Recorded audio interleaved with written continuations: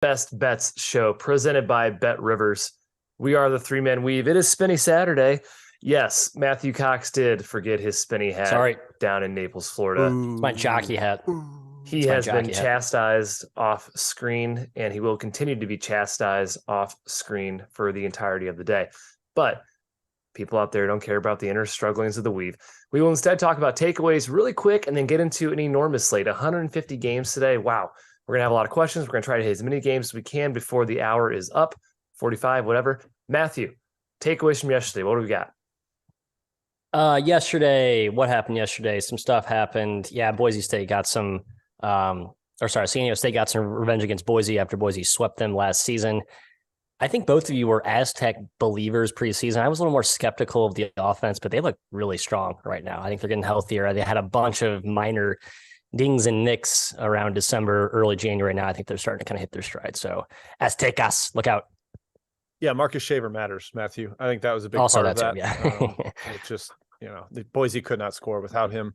My takeaway is, wow, is Akron actually the best team in the MAC?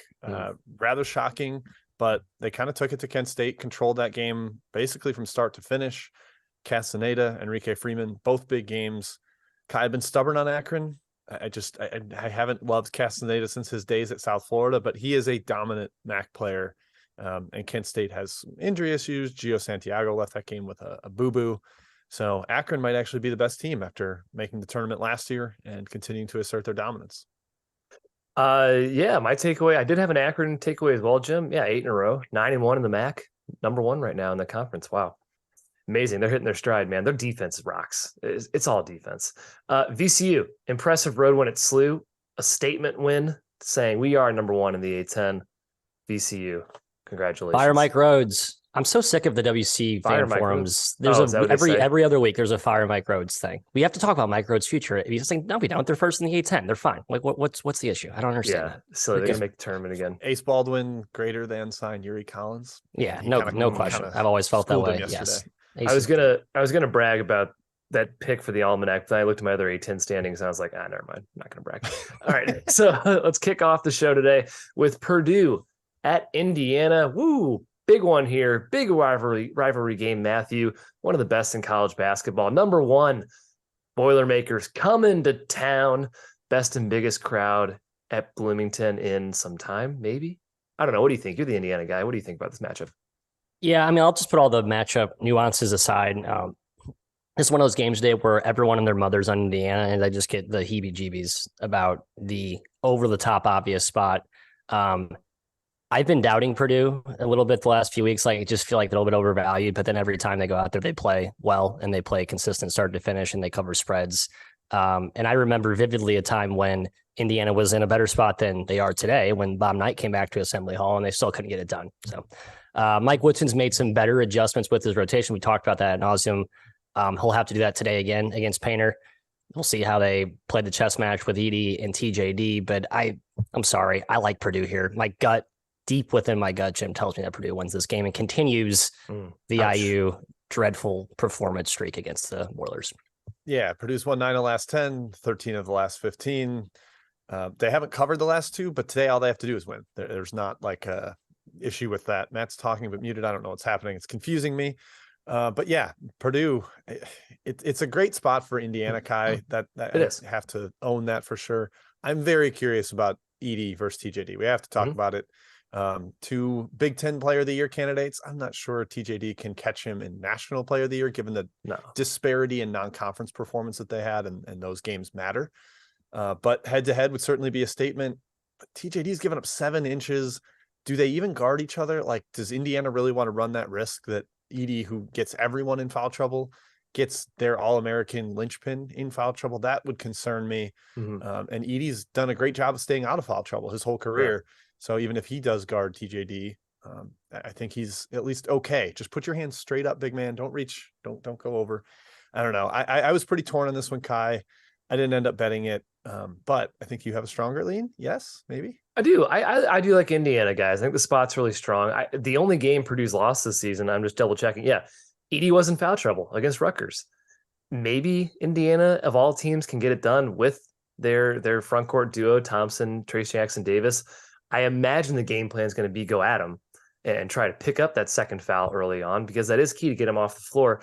And maybe his mobility, TJD, causes Edey some issues. Edey has had success against Indiana last season in limited minutes. I think he gets his. Maybe TJD can hold his own a little bit more on the block, and Indiana doesn't have to help off Purdue shooters. I think that's pretty key. Edey's going to score here, but I do lean towards IU as well, or in this game. It just feels like their game, feels like their spot. I do love Purdue. I'm not a fan of Indiana's social media, but the gut with me is the Hoosiers this time. Moving on. Texas at Kansas State. Another great game. This slate is chock full of great games. Kansas State is a 1.5-point dog hosting Texas, Jim. It's a huge game for both teams. Texas in sole possession of first place in the Big 12 can extend their lead. K-State, if they win, will enter into a tie for first place. You remember what happened in game one, Jim? You remember? I sure do, Kai. The shootout of all shootouts. 219 points in regulation, 80 possessions.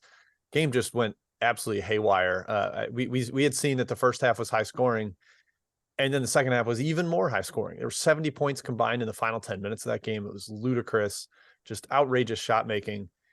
Efficiency kind of makes sense to me, Matt, in this matchup. Both teams have like bona fide scorers, guys that can get to the rim, and there's not a lot of rim protection, especially when Disu's off the floor for Texas. K-State really doesn't have one, and Texas only has Disu. He plays less than half the minutes. So yeah, I think the efficiency makes sense. I kind of lean towards over again. We'll see if the pace is as fast as last time. But like you said, Kai, huge one for Texas. They still have Kansas twice in the Big 12 schedule, so they certainly kind of control their own destiny to win the league. But Matt, the money has come onto Texas here. They flipped from a slight dog to a slight favorite. I once again am sitting on the fence on a side. I would lean towards the over though if I had to bet something on this game. Yeah, over feels obvious, but it feels right. Just given how neither team could defend the other in that first matchup. I like Texas here. I agree with the money.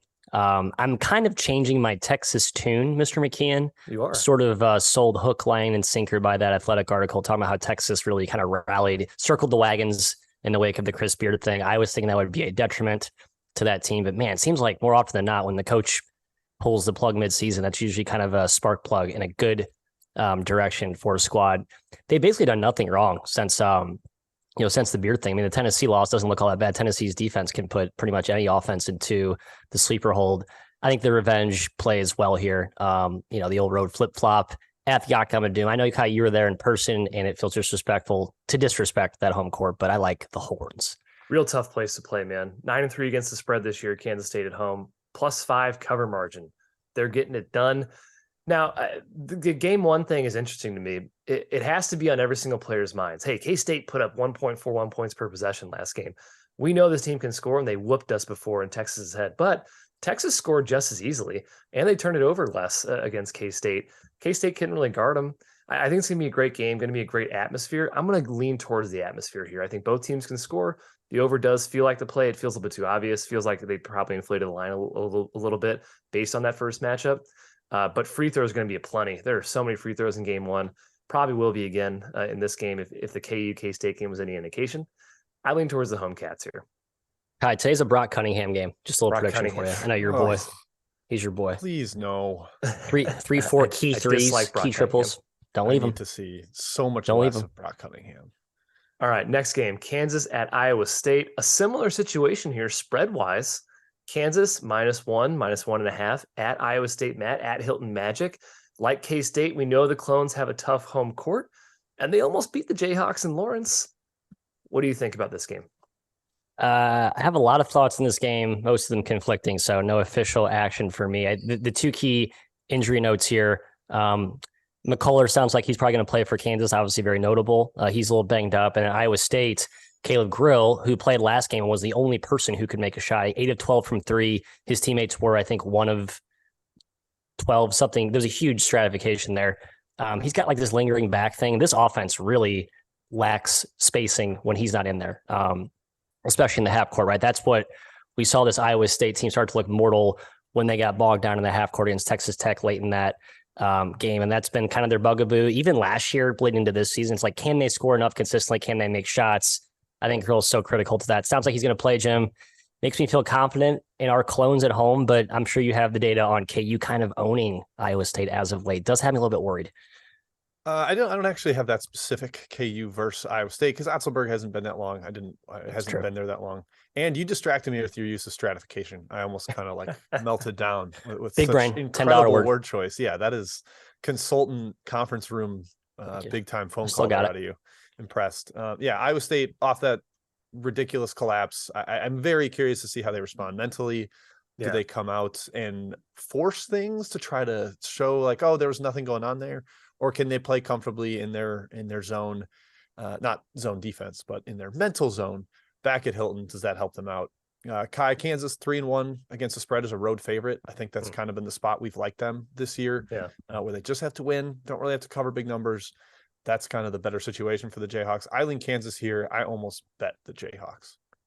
Yeah. The thought process of does Iowa State bounce back after that terrible collapse, after the Mizzou loss as well?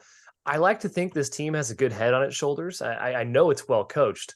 I think it has a pretty good culture and atmosphere in the locker room, but you just never know. And especially against a team like Kansas, top 5 team in the country, pretty hard team to bounce back against. Now they are healthier. Jazz Kuntz is coming back today. Apparently he's available. They were just fine without him, but still every player helps. Certainly he's a talented player, a starter for them. I do lean towards Iowa State at Hilton. The Hilton magic is just hard to pass on. You have to hit shots and you have to hope KU is a little bit chilly. But I do lean towards the Clones here. I'm a home Big 12 guy. You know me. Next game, TCU at Oklahoma State. Boy, man, Jim, the Pokes taking some cash here. I get it. Mike Miles is out, but 4. Wow. TCU covered their only game so far without Miles the entire stretch, but that was at home against West Virginia. Do they do it again at Galbaraiba? Yeah, 1-4. My goodness, people are in love with the Cowboys. I think they're very into the change that Oklahoma State has seen a little bit without Cisse being as key a part of the roster. 3 straight overs, 4 of the last 5 have gone over. They've actually kind of found some offensive pop, spreading the court a little bit more. You think it'd be hard to do for a team that can't shoot, but it has been effective over the last few.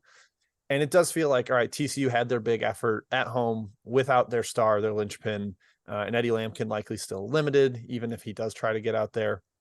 So I kind of lean towards Oklahoma State, Matt, but at 4, I can't recommend it. I just like Shahade Wells too much as the fill-in for Miles. He's not Miles by any means, but he's a solid player, and him and Baugh are going to have solid games in the backcourt. So I can't lay 4. Can't get there. Yeah, actually, I remember Miles had a horrible game against Oklahoma State actually last year. So maybe they're better without him today's matchup, Kai. Big brain.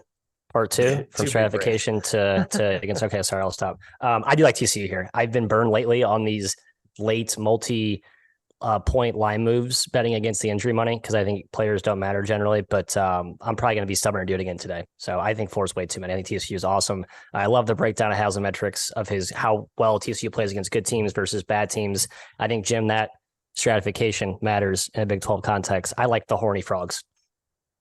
Yeah, man, this Oklahoma State team's tough. The obvious concern on both ends here is ball handling. Oklahoma State's been shaky all year, handling the ball. TCU does force turnovers. On the other end, my thought was, hey, TCU without Mike Miles, that's going to be tough to go against this Oklahoma State pressure. But 7 turnovers against West Virginia, just 10 against Mississippi State. They really handled the ball nicely. And Jim mentioned Baugh. He's a capable ball handler. Lampkin's back, puts a little bit of pressure inside against Oklahoma State's front line. The concern is shooting. TCU just has a lack of shooting. And against an OK State team that really defends the arc, inside the arc, better than anybody else in the Big 12, that's pretty scary to me. But again, like Jim said, I can't lay 4. The spot favors Oklahoma State, but I'm not going to lay it. Too many points.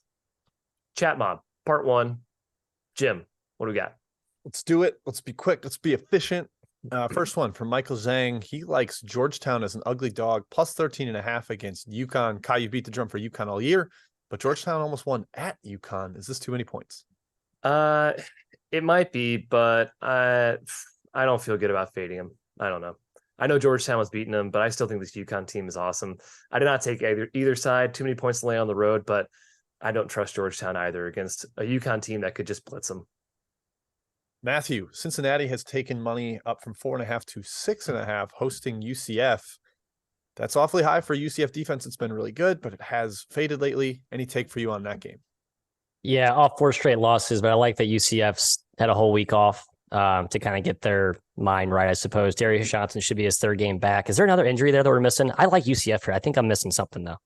Walker's been out the whole year. Like he's for sure. But yeah, out that's now. known. Yeah, Cincinnati's too been big. awesome lately. Yeah. Yeah, they have been good, I guess. I think it's too many though. I don't have it on. Kai, is Durr back? Has he been back for this year? Durr's been out still. I think he he's missed close last though. game. Yeah. He is out, but I think he's supposed to come back soon. I don't think he's moving the line. But he's not. Yeah, he's not a huge piece. So that would be the other injury. All right, Kai. I believe Space A said he is going to be in attendance at Oregon at Arizona State. Love it. Basically, a pick 'em here. Two teams that need wins. Arizona State definitely closer to the field right now, but Oregon could get there. What do you think of this one? I like the Devils. I like them at home here against Oregon, a team I do not trust. The Ducks, can't trust them. They in a vacuum, maybe they're more talented than Arizona State overall, but Arizona State's been playing better. I like their guard play a lot better than Oregon's right now. Give me the Devils. Go the other way. I like the Ducks, even though they're super inconsistent. You could be dead wrong. Like if I say Oregon, they could lose by 20, but I kind of like the Ducks there. It goes both ways there. Yep. From Ethan W, UMBC at Maine. I believe you said Maine is laying 4. Can I confirm? No, the UMBC is laying 4 in the road. I think that's probably right. Maine is missing Christian Firebergs. He's got hurt 2 games ago, and I think he actually really matters for them. They're not a super deep team, so they're really reliant on like their top 6. You take one of those guys out, that can be a bit of a problem. They got controlled by Bryant last game. I love Maine. I think they're really tough, but they're overpriced. I'm with you, Jim. They're overpriced. Yeah. Good at home, unfortunately. Okay, Matthew, to you for SMU at East Carolina. We're going to hit Pat's Texas two-step. There's 4 questions about teams from Texas. Starting with SMU at East Carolina, a line for you is SMU laying 2 on the road. Yeah, money again coming in against ECU. It seems like people are just attacking ECU without Javon Small, who's been their best player. In the wake of the Winston Tabbs news that hey, he hasn't mattered all year.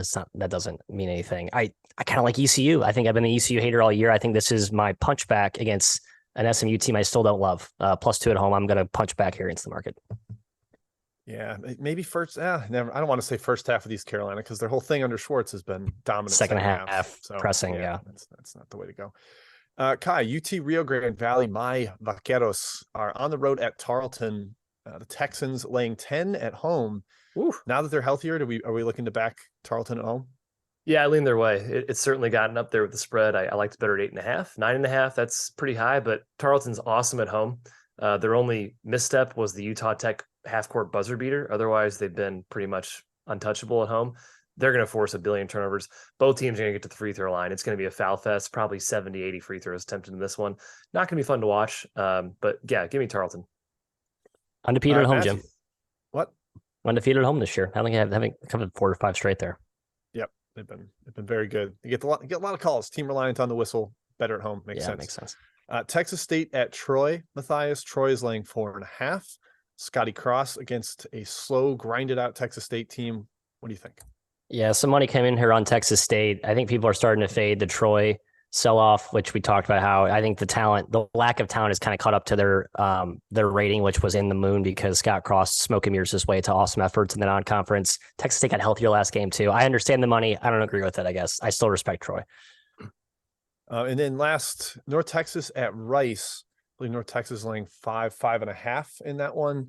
I like this as the better team revenge spot after North Texas lost at home to Rice. I think they're going to be highly motivated in that one to come out and put on a far better performance, suffocate Rice in their kind of typical half-court fashion. All right, Kai, one of our darlings from early season betting, they're actually still pretty solid. Southern Miss is a 3-point road favorite at Georgia State. Do our Golden Eagles keep rolling? I think so, man. I think Southern Miss gets it done. I like them in this one. Just a far, far, far better team, and they've been awesome the last several games. They're getting even better than they were early on. After that Marshall loss, it kind of snapped them back in shape. Georgia State is really, really, really a big problem scoring the ball. So I like Southern Miss here.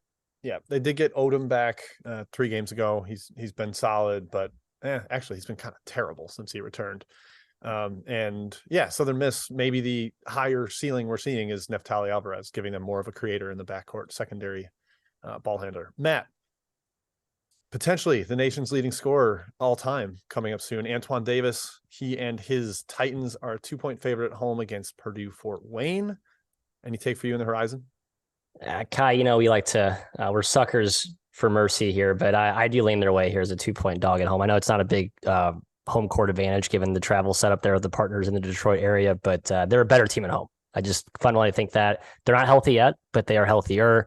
I think they beat the Dons. They're the favorite, building. By the way. Detroit -2. Which they're laying to. Yeah. Oh, that's right. I misread that. I apologize. I still like them. I'm going to trust my gut on this one, Jim. Points don't matter. Good. Players don't matter. Value doesn't matter. Hopefully it's close enough to pick them where it's not going to be something that costs you there.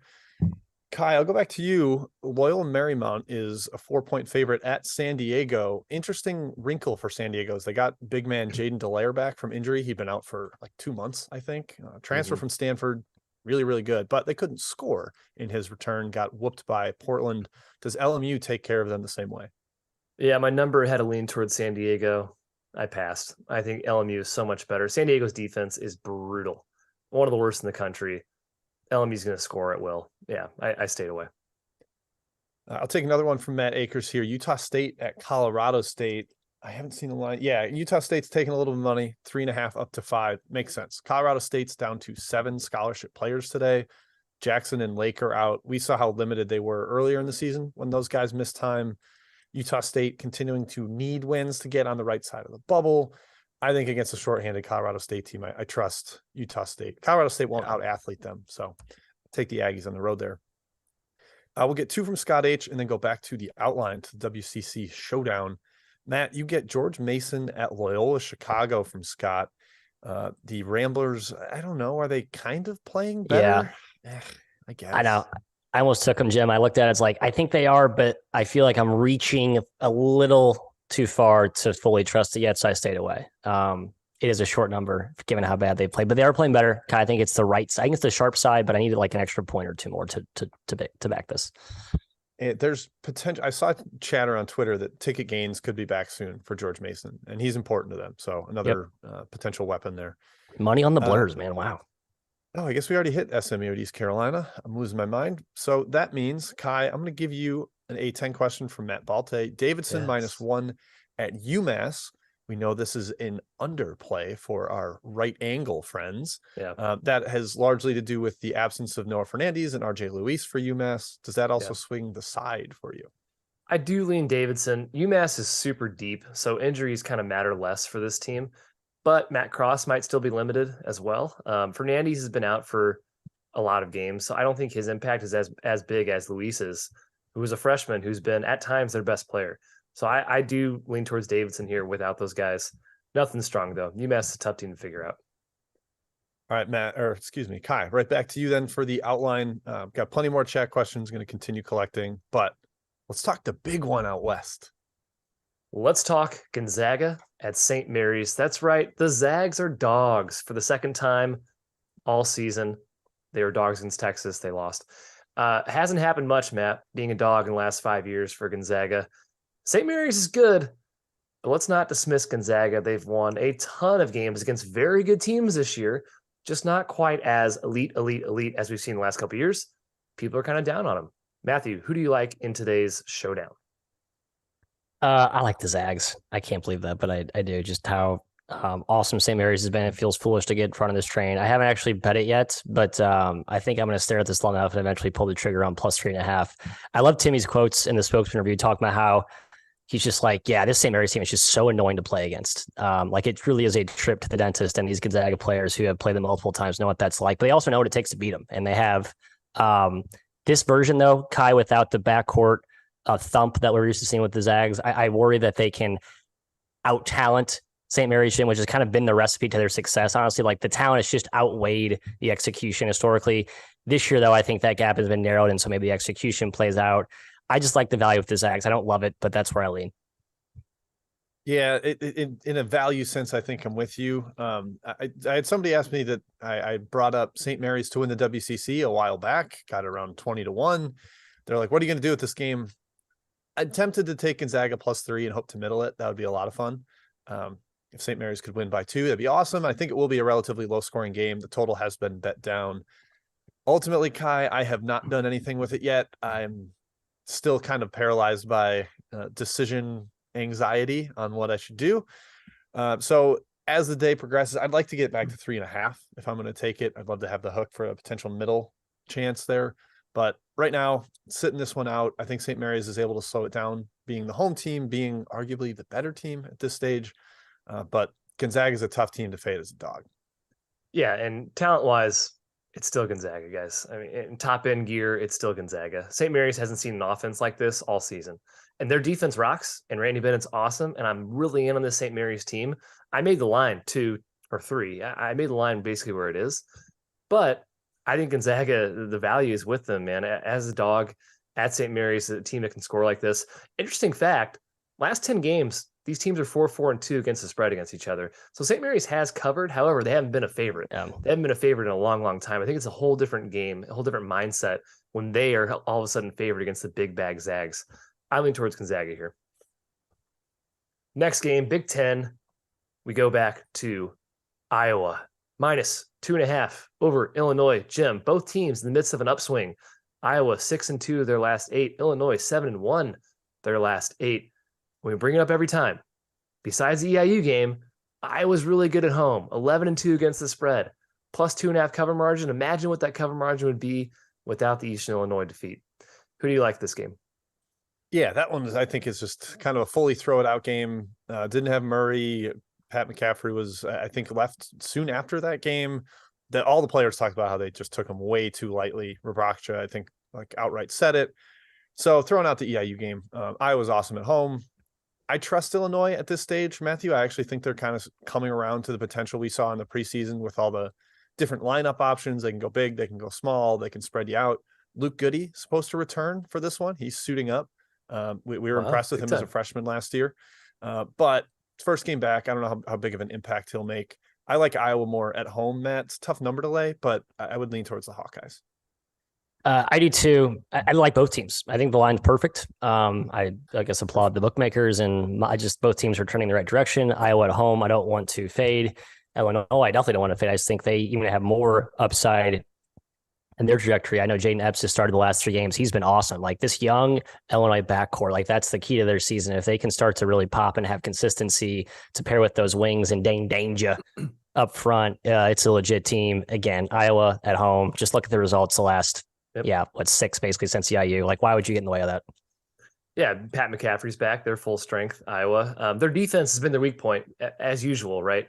Illinois can definitely exploit the middle. Dane Danger, I don't think there's an answer for him for Iowa. And Terrence Shannon, he's going to bust through that perimeter and get to the bucket, the free throw line at will. He shot 141 free throws this year, top 30 nationally. The guy just gets to the line, gets to the free throw line. Other end, strength for strength. Iowa's offense is excellent. Illinois' defense has been fantastic in Big Ten play, but I think the Hawkeyes can manufacture points. I'm kind of a home team leaner in these big matchups here. I do sort of trust them at home, lean their way at -2.5. Next one, UNC and Duke, the big one. But Jim, this is probably the least talked about UNC Duke game ever. No Coach K. Neither team is ranked. It's kind of like, who really cares about this? Heck, it's down at number 8 on our outline. Blah. Duke's laying 3. No Whitehead. What do you think? I love it, Kai. Let these two programs experience irrelevancy for a couple of years outside the top 25, have their fan bases lose their minds. I saw our guy Russ getting tweeted at by Duke fans that were like, we should boycott the games because this team is not top 25. It's like, that's how quick your trigger is, you losers. My God. I kind of like Duke here though, Matt. I think I prefer the way they're trending. UNC is just really inconsistent. You're going to get hero ball from Caleb Love. He loves himself in this game. He's played really well historically against Duke, but are those tough shots going to go in? I don't know. I think you probably have to play Jalen Blake some as a stopper in the backcourt because Roach got lit up by Tyree Appleby last game. So hopefully we see some Blakes there.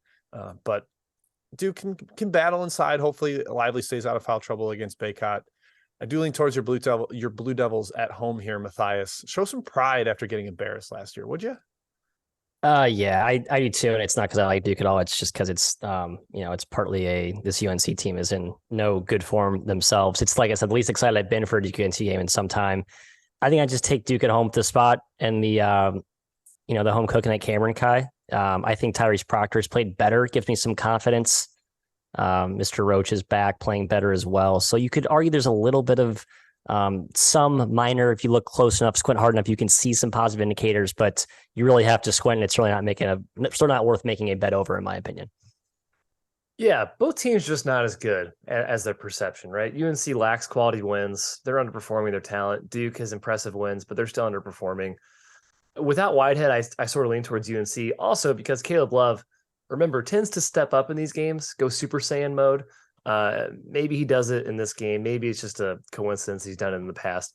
Jeremy Roach has arguably been the best guard of the three of the RJ Davis, Caleb Love, Jeremy Roach trio in in recent games. And Duke has been pretty solid, I would say, overall, maybe better than UNC. It's kind of hard to tell who's been better recently.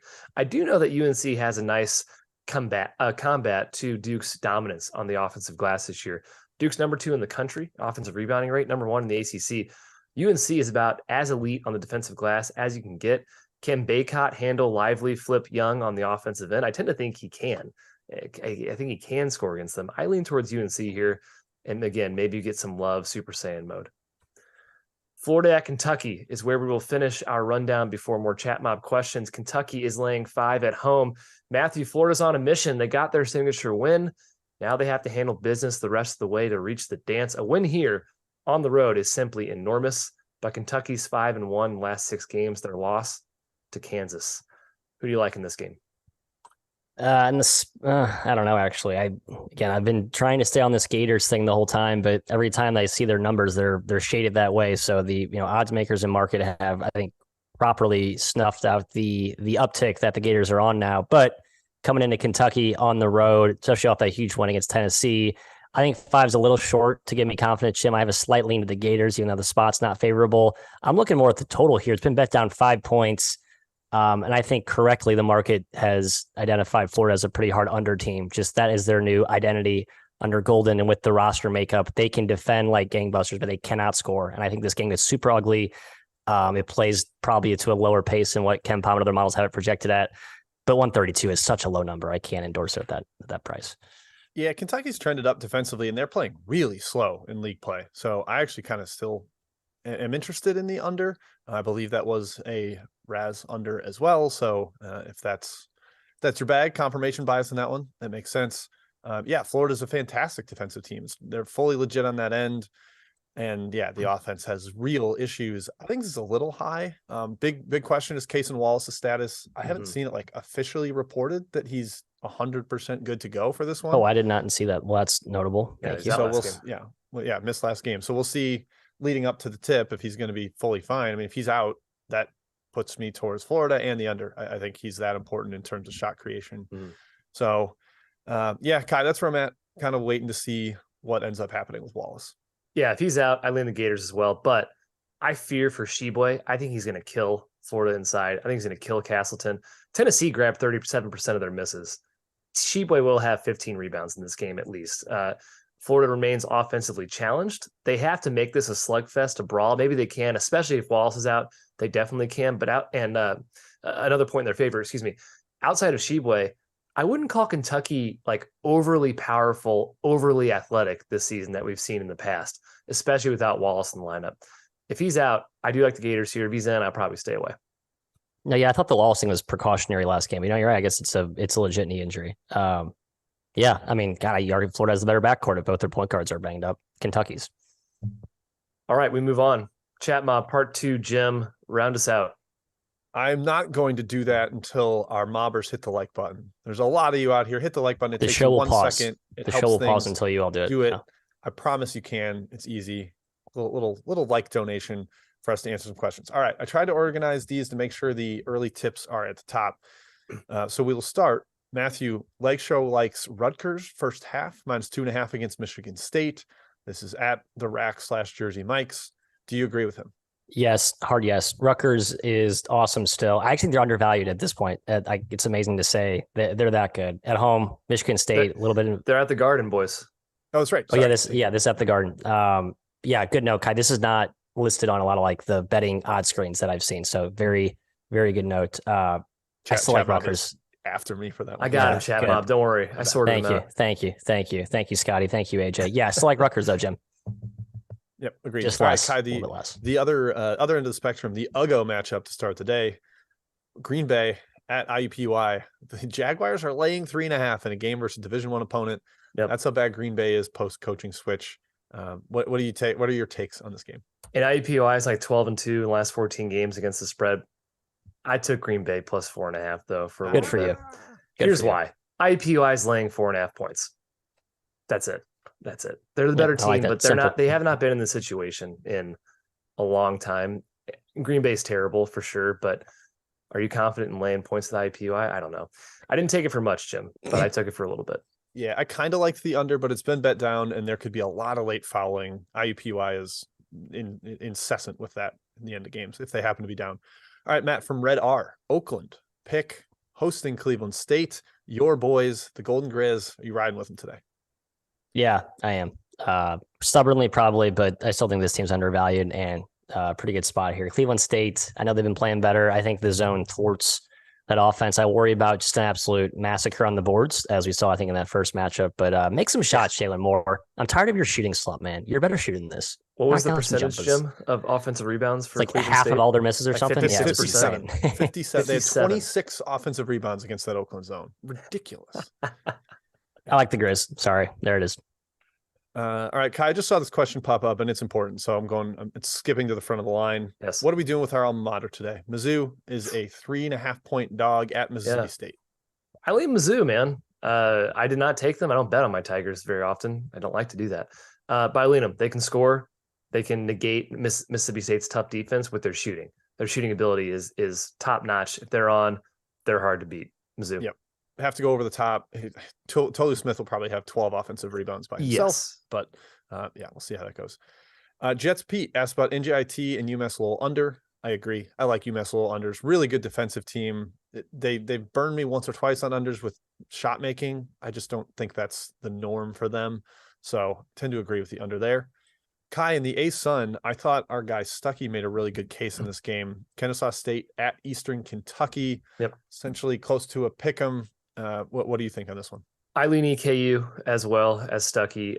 Scary fading Kennesaw. 10-1 in the A-Sun. Kennesaw. Yeah, don't fade Kennesaw, guys. They're awesome. EKU is very talented. They can win this game. But also A-Sun home teams, man. They rock. They're the second highest winning percentage in the country. That conference at home. Kennesaw just played double overtime game. That could be a factor. Matthew, Florida State minus 5.5 at Louisville. The Noles have taken money. People are in line to fade Louisville, even though they actually got a win against Georgia Tech. Yeah, is it now they have some momentum, they feel good about themselves, or did they go out and celebrate because they got their big victory? And I don't know. Florida State, I mentioned this before, people are a little too eager, the market is, to bet on the bounce back. I think they've been they haven't been as good as I think the market wants them to be. So I don't trust them in this spot. I wanted to take the Noles here, Jim, but I think, again, 5.5 is too high. All right, Kai, staying in the ACC, Wake Forest -3 at Notre Dame. Skip.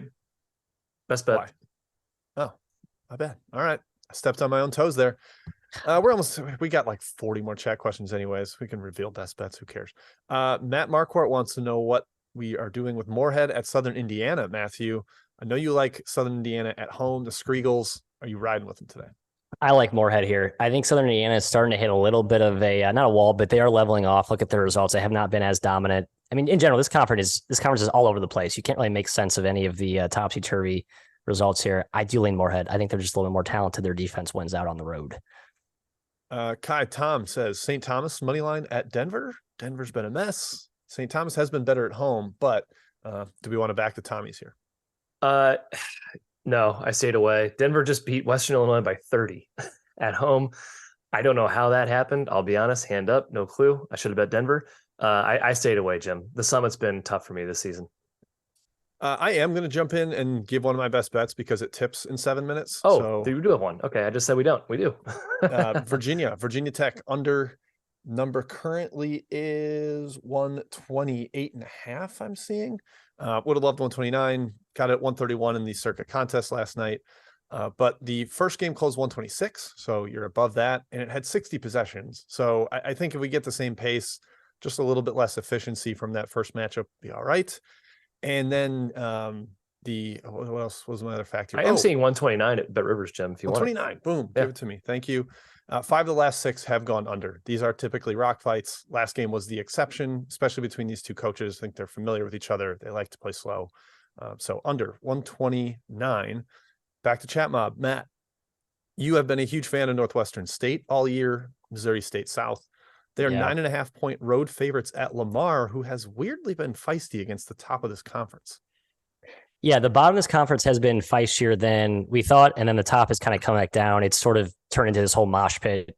I don't know, Jim. I can't sort these teams out. Kai was very astute to point out that they've not been as good away from home. The Demons, I still like them. I think they're categorically more talented here, so I would lean their way. But again, I think Kai alerted me to the right concern. They are the best ATS team in the country, so that's a counterpunch to my point.